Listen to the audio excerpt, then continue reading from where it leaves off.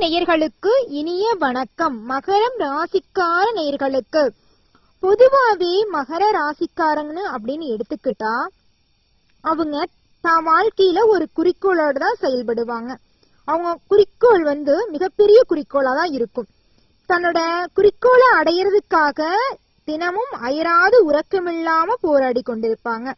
தான் குறிக்கோள் அடையிறதுக்கு மத்தவங்க உதவி செய்யணும்னு மத்தவங்க யாருக்கிட்டையும் எதிர்பார்த்து மாட்டாங்க. அந்த அளவுக்கு தான் வாழ்க்கையில தான் முயற்சியால முன்னேறணும்னு நல்ல குணம் கொண்டவங்க தான் நம்ம மகரம் ராசிக்காரங்க. தான் குறிக்கோளை நல்ல வழியில தான் முன்னேறணும், கெட்ட வழியில நம்ம முன்னேற்றமான பாதைக்கு செல்லக்கூடாதுங்கிறதுல முழு மனதோட செயல்படக்கூடியவங்க தான் நம்ம மகரம் ராசிக்காரங்க. பார்க்கறதுக்கு எளிமையான தோற்றத்தோட இருந்தாலும் நம்ம மகரம் ராசிக்காரங்க நம்பிக்கைக்கும் வலிமைக்கும் சொந்தக்காரங்க. எந்த ஒரு முடிவை எடுத்தாலும் 1க்கு 2 முறை யோசனை பண்ணி வாழ்க்கையோட நெளிவு சுழிவ அறிஞ்சு அப்புறம்தான் முடிவெடுப்பாங்க. எடுத்தாங்க கவுத்தான்னு எந்த ஒரு முடிவையும் எடுக்க மாட்டாங்க. எந்த ஒரு சொல்லையும் அவங்க வாயிலிருந்து வாங்க முடியாது.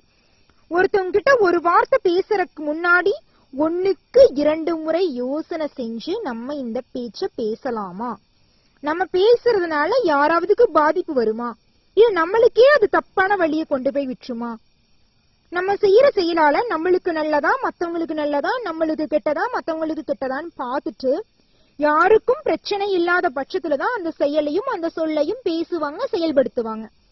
அந்த அளவுக்கு நல்ல குணம் கொண்டவங்க தாங்க நம்ம மகரம் ராசிக்காரங்க. அது மட்டும் இல்லைங்க, நேர்மைக்கும் வாழ்க்கையில நல்ல எண்ணத்துக்கும் பேர் போனவங்க தான் நம்ம மகரம் ராசிக்காரங்க.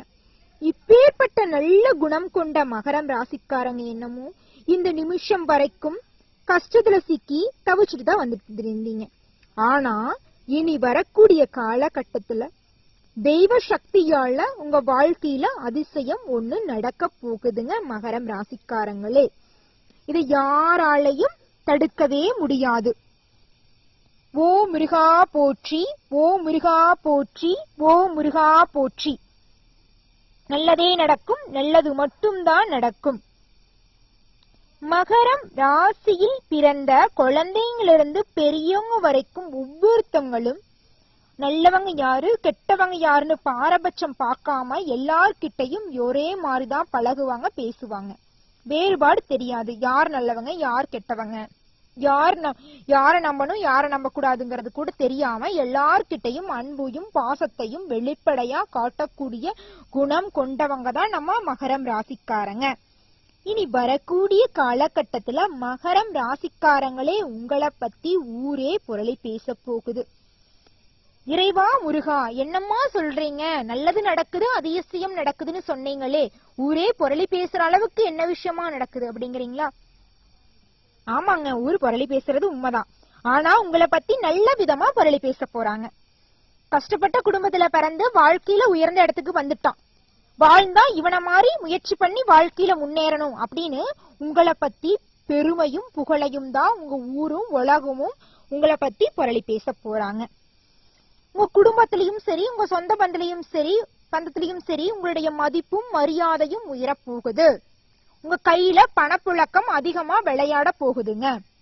திருமணம் ஆகாத மகரம் ராசிக்காரங்களுக்கு குருபலன் கூடி வரப்போகுதுங்க. குழந்தை பாக்கியம் இல்லாதவங்களுக்கு குழந்தை பாக்கியம் கிடைக்க போகிறது. இதனால் வரைக்கும் உங்கள் மனதில் இருந்த குழப்பமெல்லாம் நீங்கி மனதில் ஒரு தெளிவு பிறக்கும். நீங்க யாருக்காக காத்துட்டு இருந்தீங்களோ அவங்க எல்லாம் உங்களிடம் வந்து சேர போகிறார்கள். அது யாரா வேணாலும் இருக்கலாம். உங்களை பிரிந்து சென்ற உங்கள் குடும்பத்தை சேர்ந்தவங்களா இருக்கலாம், புதிய ஒரு உறவாக கூட இருக்கலாம்.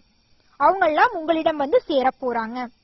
நீங்களே எதிர்பாராத நல்ல விஷயங்கள் எல்லாம் உங்கள் வாழ்க்கையில் அடுத்தடுத்து நிகழப்போகிறது. பூர்வீக சொத்திலிருந்து பிரச்சனை எல்லாம் சுமூகமான முறையில தீர்ந்து உங்களுக்கு வர வேண்டிய சொத்து உங்களுக்கு வந்துடும். நீங்க அதுக்கு எந்த ஒரு கஷ்டமும் பட வேண்டியது இல்லை. என்னைக்கோ நீங்க செஞ்ச நல்லதெல்லாம் இன்னைக்கு உங்களுக்கு திரும்ப வந்து நடக்க போகுது நல்லதா. நீங்க இது நாள் வரைக்கும் பூர்வீக கோயிலுக்கு செல்லணும், பூர்வீக ஊருக்கு செல்லணும்னு நினைச்சிருப்பீங்க. அதெல்லாம் முடியாம தடைபட்டிருக்கும். இனி வரக்கூடிய காலகட்டத்தில் பூர்வீக சொத்தும் கிடைப்பது மட்டுமில்லாமல் பூர்வீக வீட்டுக்கு செல்வீர்கள், பூர்வீக சொந்தங்களை சந்திக்க போகிறீர்கள். உங்கள் குலதெய்வத்தை வழிபாடு செய்ய போகிறீர்கள். நீங்க எப்படி சொல்றது, இந்த நிமிஷம் வரைக்கும் உங்களுக்காக ஒரு நாள் கூட நிம்மதியா வாழணும்னு நினைச்சிருக்க மாட்டீங்க. ஆனா இனி வரக்கூடிய காலகட்டத்துல உங்களுக்காக வாழக்கூடிய காலகட்டம் தாங்க.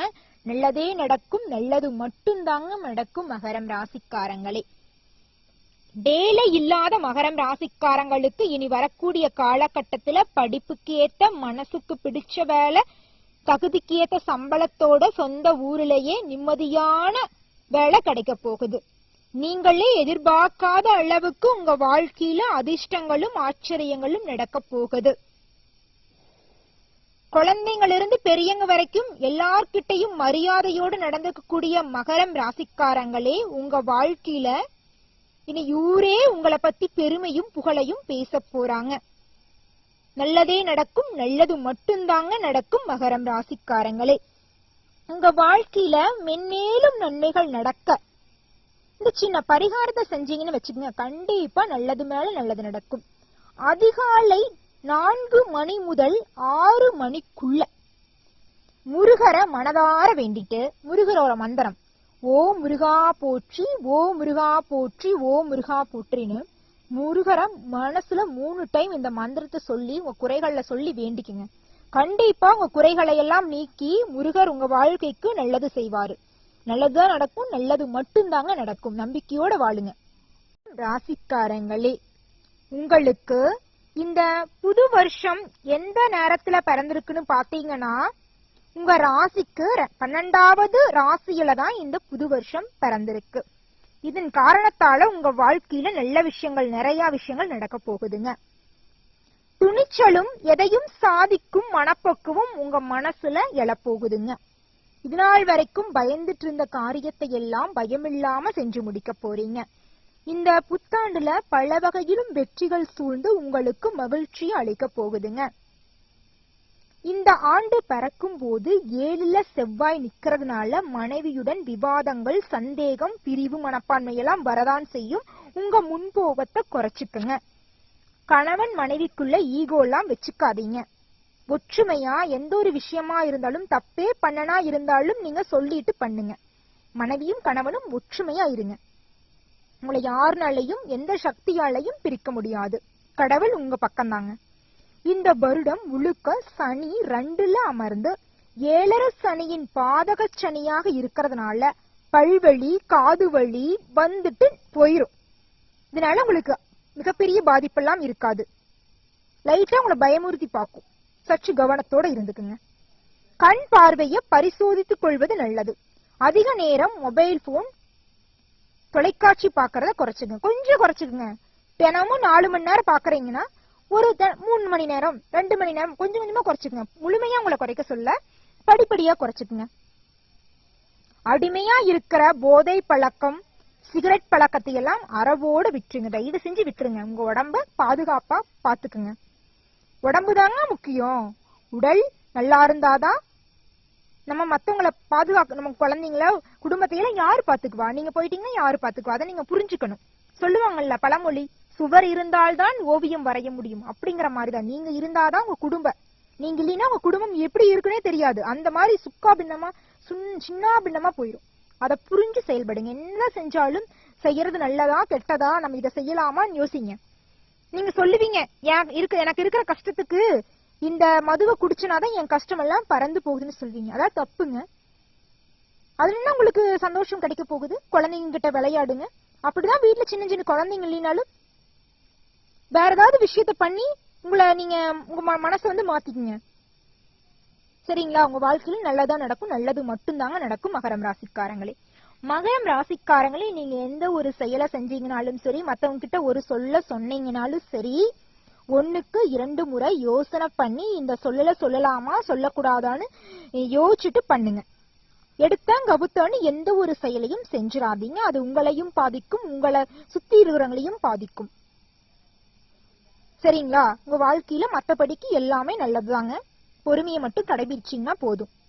மகரம் ராசிக்காரங்களே, இனி வரக்கூடிய காலகட்டத்துல உங்களுக்கு புதிய நபர்களால உங்க வாழ்க்கையில மிகப்பெரிய மாற்றம் ஏற்பட போகிறது. உங்களுடைய புகழை ஊரே பேச போகிறதுங்க. உங்க குழந்தைங்களால உங்களுக்கு மிகப்பெரிய மதிப்பும் மரியாதையும் வெளிவட்டாரத்தில் கிடைக்க போகிறது. ஷேர் மார்க்கெட் துறையில் முதலீடு செய்தவர்களுக்கு லாபம் இரட்டிப்பாக கிடைக்கும். புதிய தொழில் தொடங்குபவர்களுக்கு இது சரியான காலகட்டம். இந்த காலகட்டத்தில் புதிய தொழிலை தொடங்குனீங்கன்னு வச்சுக்கோங்க, தை மாசம் முடியறதுக்குள்ள தொழில் தொடங்கணும்னு நினைக்கிறவங்கள தொழில் தொடங்கிருங்க.